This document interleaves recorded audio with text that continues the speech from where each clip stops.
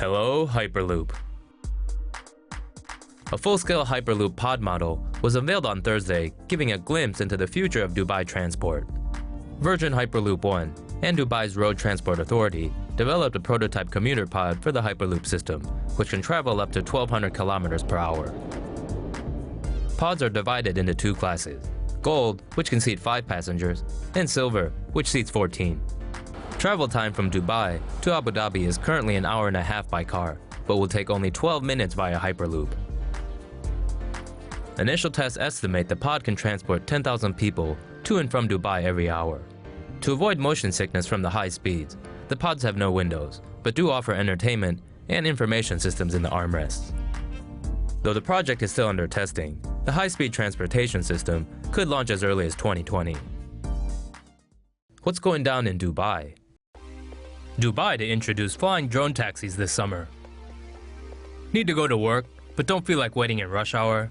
Dubai is set to go all Jetsons this summer by offering flying drone taxis. The Dubai Roads and Transport Authority has announced it will start operating drone taxis in July along predetermined routes. They will be using the EHang 184 autonomous quad-opener electric drone to shuttle people around the city via air. The EHang 184 drone can carry 1 passenger with a maximum weight of 220 pounds. The drone can fly 31 miles on one charge at a top speed of 100 miles per hour, although officials said their drones will operate at 62 miles per hour. Passengers will board the drone, buckle into a harness, and select a destination on the touchscreen before taking off. The EHang drones will be monitored through a central command center on the ground. The United Arab Emirates wants to build a mountain to solve a drought because why not? If there's one country that likes to think big, it's the United Arab Emirates. When faced with a water shortage, the country is ditching the boring option to conserve and instead has opted to build a huge mountain for more rainfall.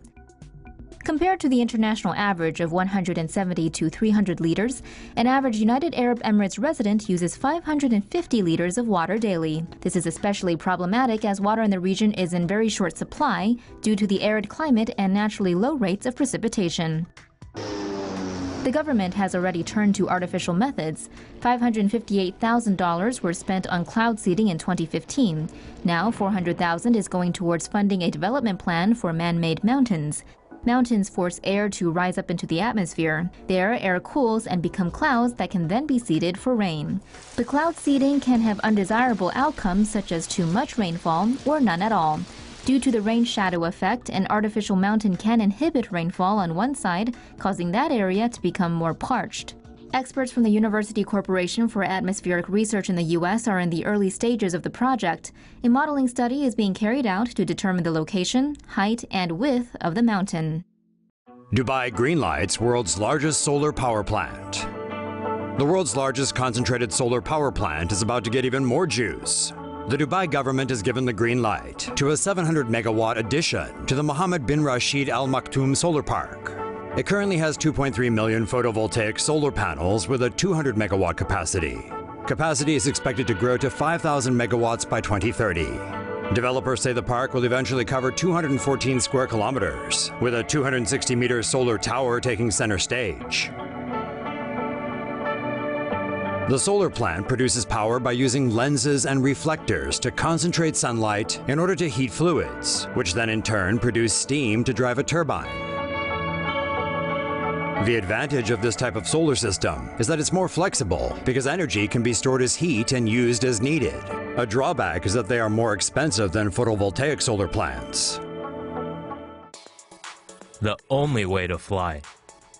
If you feel like showing everyone how annoyingly rich you are, Emirates has new Mercedes-Benz S-Class inspired first-class private suites for its Boeing 777 aircraft. The new suites will offer up to 40 square feet of space per passenger and floor-to-ceiling sliding doors. And because they really need it, passengers will get a 32-inch HD TV, gourmet dining, mood lighting, and temperature control.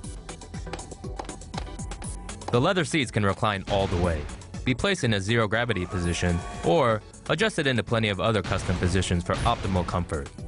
Most suites with a window view will be provided with binoculars, while suites in the middle of the cabin have virtual windows which project the view from the outside in real time. Emirates will also offer passengers a complimentary Benz chauffeur to their destination from the airport. The newly designed cabins are set to be introduced in the Emirates fleet in December. Dubai Sustainable City. The UAE is creating a massive eco-friendly city. The United Arab Emirates Sustainable City is located just outside of Dubai. Work on the project started in 2013 and is slated to end at some point in 2018. It is home to 11 so-called greenhouse biodomes that act in combination with garden farms to create food. The sustainable city has 500 villas and 89 apartment buildings. Reportedly, the paint on the villas repel ultraviolet rays and the roofs are laden with solar panels. The solar roofing is also used to cover the city's various parking areas. Those panels on the homes and carriages reportedly act in combination with other renewable power sources to generate 10 megawatts of power. According to Awwww Tech, the city agreed in January of 2018 to allow testing of driverless electric vehicles inside it. That is reportedly part of Dubai's plans to make a quarter of public transport driverless by 2030. Cars are banned in most parts of the city, with residents getting around via electrical smart cars, golf carts, bicycles, and horse-drawn carriages. According to Business Insider, 1,800 people have bought homes in the city and 900 are renting.